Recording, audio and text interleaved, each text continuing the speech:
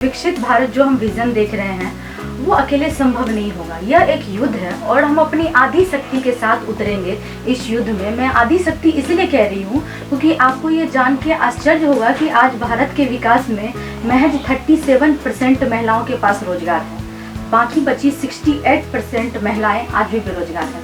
ये नहीं सवाल है कि प्रश्न यह नहीं है कि भारत विकसित होगा या नहीं, प्रश्न यह है कि will India lead 21st century and the answer is India's youth. शिक्षा मंत्री या जो शिक्षा प्रणाली पे गद्दी पे बैठे हुए हमारे हैं जो संभाल रहे हैं, उनके घर से या उनका बेटा हमारे सरकारी स्कूल में जाकर के दाखिला लेगा या उनका पोता हमारे सरकारी स्कूल में जाके दाखिला लेगा, तो मैं उस दिन शायद सच में मानूंगी कि हमारा शिक्षा प्रणाली सुदृढ़ तरीके से अच्छा हो चुका है। कि आपको कट्टा चलाना आ रहा है, लोग पे करके सीखते हैं, बड़े बड़े एकेडमी में जाके सीखते हैं शूटिंग।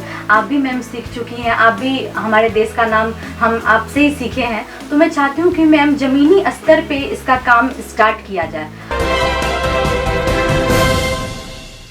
हमारे खास कार्यक्रम खास बातचीत में आज मेहमान हैं पूजा। पूजा सहरसा की बिटिया है और देश में अब नाम हो रहा है पूजा का। पिछले साल युवा संसद में इन्होंने संबोधित किया था और इस साल पहला स्थान है इनका। फिर से ये युवा संसद में बोलेंगी। क्या है ये युवा संवाद और क्या बोलना पड़ता है वहाँ, क्या कुछ है, हम खुद जुड़ रहे हैं पूजा से। सबसे पहले पूजा आपका बहुत बहुत स्वागत है। आपका भी बहुत बहुत धन्यवाद कि आप आए और आपके सारे दर्शकों को मेरा प्रणाम।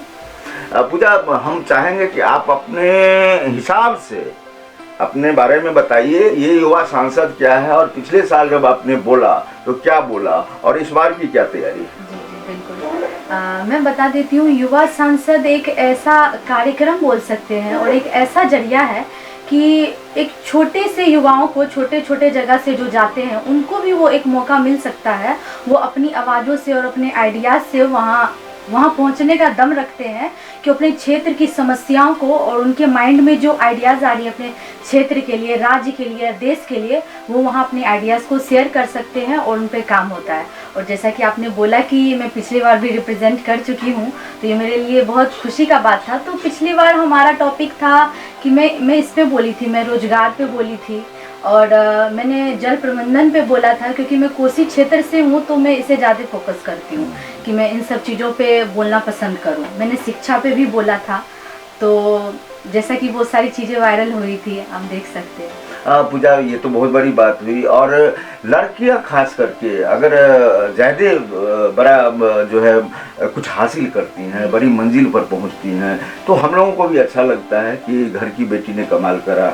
तो आपने जो पिछले साल जो संवाद किया तो विभिन्न विषयों को आपने बताया, तो उन बातों से सरकार ने उन चीज़ों पर कितना अभी तक जो है काम किया है? बिल्कुल, मैं आपको बताती हूँ कि जैसा आपने महिलाओं का जिक्र किया, तो आपको बता देते हैं कि विकसित भारत जो हम विजन देख रहे हैं वो अकेले संभव नहीं होगा। यह एक युद्ध है और हम अपनी आधी शक्ति के साथ उतरेंगे इस युद्ध में। मैं आधी शक्ति इसलिए कह रही हूँ क्योंकि आपको ये जान के आश्चर्य होगा कि आज भारत के विकास में महज 37% महिलाओं के पास रोजगार है, बाकी बची 68% महिलाएं आज भी बेरोजगार हैं, जिनका देश के विकास में कोई योगदान नहीं है। ऐसे में आप ही लोग बताएं कि अगर हम इस युद्ध में, इस लड़ाई में, देश के विकास में अपनी आधी सेना के साथ उतरेंगे तो ये कैसे संभव हो पाएगा।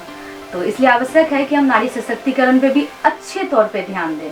इस पे सिर्फ कागजी तौर पे ध्यान नहीं दें, अच्छे तौर पे ध्यान दें, तभी ये संभव हो पाएगा। पूजा जी बड़ी बड़ी बात करने लगी हैं, उम्र आपकी बहुत कम है, बहुत अच्छा लग रहा है मुझे। और इस बार क्या तैयारी है, आप क्या बोलना चाहेंगे वहाँ जिससे कि जनता को भी फायदा हो? यानी कि ऐसे व्यक्ति जो रोजगार के लिए भटक रहे हैं या फिर पढ़ाई कैसे करें बच्चे, उसको फोकस करेंगे या क्या विषय होगा आपका? बिल्कुल, मैं आपको बता देती हूँ कि हम लोग विकसित भारत का ही है, विकसित भारत यूथ पार्लियामेंट। तो ये नहीं सवाल है कि प्रश्न यह नहीं है कि भारत विकसित होगा या नहीं, प्रश्न यह है कि will India lead 21st century and the answer is India's youth. और ये बहुत बड़ी बात है, हम उसे नेतृत्व करेंगे। आने वाले समय में जो आर्टिफिशियल का AI का जो यूथ होगा और अब इधर जो बजट पास हुआ है 1.3 लाख करोड़ सिर्फ शिक्षा के क्षेत्र में खर्च किए गए हैं। तो उसमें मेरा बहुत सारा आइडियाज़ है जो आपको आपके सामने आएगा कि उस पर ये सारी चीज़ें होगी कि किस किस क्षेत्र में हम वो इतने जो प्रावधान किए गए हैं, बजट पास किए गए हैं, वो कैसे कैसे यूज कर सकते हैं हम लोग अपने क्षेत्र में, पंचायत में, उसे कैसे ज़मीनी स्तर से उसको जोड़ सकते हैं। देखिए 2026 का जो एक बजट है वो सिर्फ आर्थिक दस्तावेज या कागज नहीं है, वो 2047 का एक ब्लूप्रिंट है आने वाले भविष्य में। तो मैं चाहती हूँ कि इसे अच्छे तरीके से मैं यूज कर पाऊँ और हम अच्छी तरीके से इसका बात रख पाए आगे। देखिए पूजा, निसंदेह जो है विकास तो बिहार में काफ़ी हुआ है, और रोजगार की जहाँ तक बात करें टोटा है, जैसे कि स्टार्टअप की बात हो रही है, फिर स्किल के लिए जो है बहुत काम करने पड़ेंगे। आप शिक्षा में देख रही हैं कि जो है इंफ्रास्ट्रक्चर की बात करें या टीचर्स की बात करें, जो एक पहले हम लोग क्या होता था, ऐसा सुनते थे कि पहले विश्व गुरु के रूप में हम थे, बिहार में अद्भुत शिक्षा प्रणाली थी, नालंदा विश्वविद्यालय उसका उदाहरण है। तो क्या लगता है कि पहले आपको शिक्षा में क्या आमूल परिवर्तन होना चाहिए, और कैसे जो है किस स्किल से जो स्टार्टअप है उसको कैसे जो है फॉलो करेंगे जो? देखिए मेरी बहुत छोटी सी उम्र है, मात्र मैं 23 साल की हूँ, मुझे बोलना नहीं चाहिए, लेकिन मैंने ये बातों को बोला भी था कि मेरे से एक प्रश्न आया था कि आप एक युवती हैं और एक युवा हैं, तो आप कब मानती हैं कि शिक्षा प्रणाली सही हो चुका है, जैसा कि आपका भी प्रश्न है कि आपका। मैं सर उस दिन शायद शिक्षा प्रणाली को सही तरीके से मानूंगी जब शिक्षा मंत्री या जो शिक्षा प्रणाली पे पदवी पे बैठे हुए हमारे हैं जो संभाल रहे हैं, उनके घर से या उनका बेटा हमारे सरकारी स्कूल में जाकर के दाखिला लेगा या उनका पोता हमारे सरकारी स्कूल में जाके दाखिला लेगा, तो मैं उस दिन शायद सच में मानूंगी कि हमारा शिक्षा प्रणाली सुदृढ़ तरीके से अच्छा हो चुका है।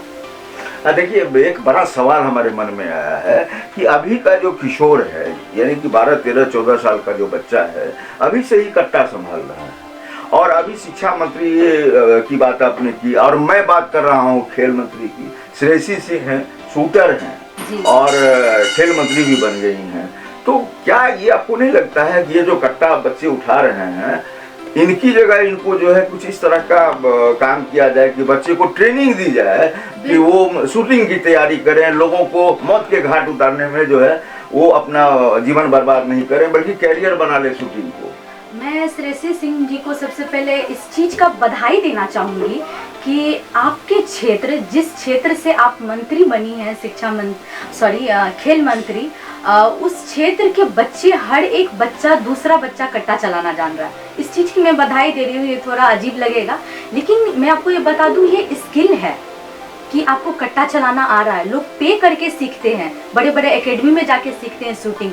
आप भी मैम सीख चुकी हैं, आप भी हमारे देश का नाम हम आपसे ही सीखे हैं। तो मैं चाहती हूँ कि मैम ज़मीनी स्तर पे इसका काम स्टार्ट किया जाए, हर एक ज़िले में एक शूटिंग एकेडमी खोल दिया जाए कि जिससे जो बच्चे 5,000 लेकर के, जो किशोर 15-16 साल का लड़का, 17 साल का लड़का 5,000, 10,000 में किसी को शूट कर दे रहा है, और वो अपना ऊर्जा जो है, यूथ के अंदर जो ऊर्जा है, वो ऊर्जा का गलत जगह इस्तेमाल कर रहा है, तो वो आप उस ऊर्जा को सही जगह उसका इस्तेमाल करें कि वो आने वाले भविष्य में अपना नाम कर सके, अपने राज्य का नाम कर सके और अपने देश भर में नाम कर सके और अपना भविष्य भी सुधार सके। एक सवाल और बनता है कि स्टार्टअप के लिए जो है युवाओं को आप किस तरह की तैयारी चाहेंगे कि वो करके रखें?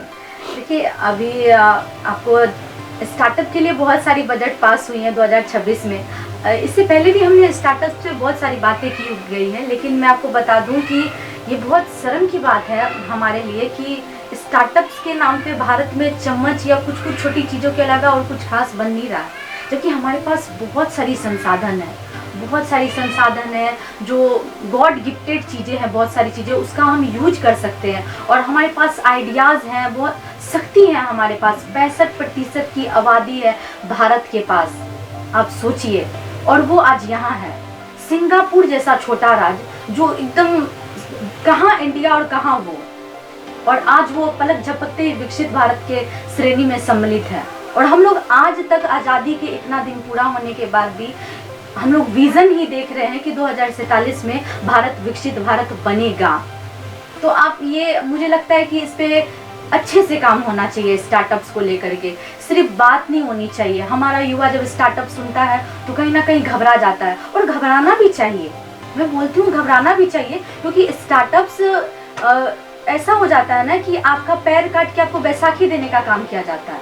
आप समझिए, तो आपको पैर काट के बैसाखी देने का काम किया जाता है, और एक गरीब तबके का आदमी जो रिक्शा चालक है वो उतना पेशेंस नहीं रख सकता है कि मैं कोई बात नहीं है, 1 साल का इंतजार करते हैं, इसमें उन्नति होगी और हमारा बिजनेस सक्सेस होगा तो हम आगे करेंगे। नहीं नहीं नहीं, उसे रोज चाहिए कि वो अपना भरण पोषण कर सके, अपना घर चला सके। तो स्टार्टअप, मुझे लगता है कि अगर बजट पास हुआ है तो अभी भी क्यों हमारे यूथ पूंजी के लिए इधर उधर भटक रहे हैं।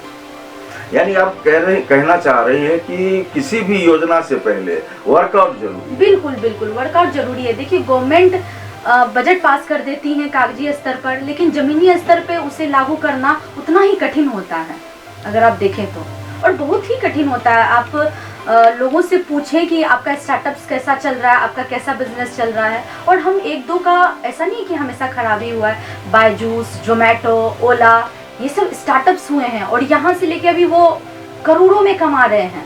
आप यूपीआई का लीजिए तो रोज हर एक मंथ में करोड़ों का लेन देन होता है यूपीआई पे, और स्टार्टअप्स इंडिया में ही हुआ है, और हम गर्व के साथ कहते हैं कि हमने ये स्टार्टअप्स किया है। तो मैं ये कहना चाहती हूँ कि ये वो लोग कर सकते हैं, लेकिन ज़मीनी स्तर पे अगर अच्छे से होगा तो छोटे कब्जे के जो लोग हैं उन्हें भी थोड़ा साहस मिलेगा कि हम स्टार्टअप स्टार्ट कर सकते हैं। स्टार्टअप्स का मतलब एक ठेला लगा लेना नहीं होता है, मैं आपको बता दूँ। अगर एक ठेला लगाने से ही उनका भरण पोषण सही चलता तो मेरे पिताजी भी स्टार्टअप्स करते हैं, तो आज मैं एक बड़े कॉलेज में पढ़नी चाहिए थी कि नहीं पढ़नी चाहिए थी, लेकिन मेरे पिताजी नहीं करते हैं, उनका स्टार्टअप्स छोटा है, तो आज मैं यहाँ हूँ। मेरे पिताजी का भी स्टार्टअप्स बड़ा होता, उनको भी पूंजी मिली होती, बड़ी बजट पास जैसा हुआ था उनकी तक भी पहुँची होती, तो शायद मेरा आइडियाज़ कहीं और होता और इस पर काम भी हो चुका होता। अच्छा पूजा, बहुत सारी बातें करी हमने, और फिर आप आएंगी इस बार युवा संसद में शामिल होने के बाद, तो हमारे सवालात कुछ अलग होंगे। लेकिन अभी एक सवाल हम अपने दर्शकों के लिए कर रहे हैं, पूजा क्या बनना चाहती है? सबसे पहले पूजा ना एक सही नागरिक बनना चाहती है, सजग नागरिक बनना चाहती है, जो सिर्फ अपने बारे में ना सोचे, अपने राष्ट्र के बारे में सोचे। मैं मानती हूँ कि सक्सेस पैसा से नहीं होता है, क्योंकि आप बहुत सारा पैसा कमा सकते हो, लेकिन उसको मैं सक्सेसफुल नहीं मानती हूँ, क्योंकि फिर तो इसके मामले में हमारे देश के पास उसकी कमी नहीं है, सोने की चिड़िया कह जाती है, लेकिन फिर भी हमारा देश पीछा है ना, कहीं ना कहीं ये बोलना पड़ रहा है, विकासशील में है, विकसित नहीं हुआ है। तो मैं मानती हूँ कि अपने राष्ट्र को आगे बढ़ाना, अपने राज्य को आगे बढ़ाना, ये बहुत बड़ी बात है। और मैं कभी उस चीज़ के लिए मैं चाहती हूँ कि मुझे जब भी मौका मिले मैं हमेशा वही करूं। तो ये है कि ये हमारे साथ पूजा थी, आपने सुना। हमें तो लग रहा है कि ऐसी बेटी अगर आपको कहीं मिल रही होगी तो आपको लग रहा होगा कि वह बेटी सर का ताज है।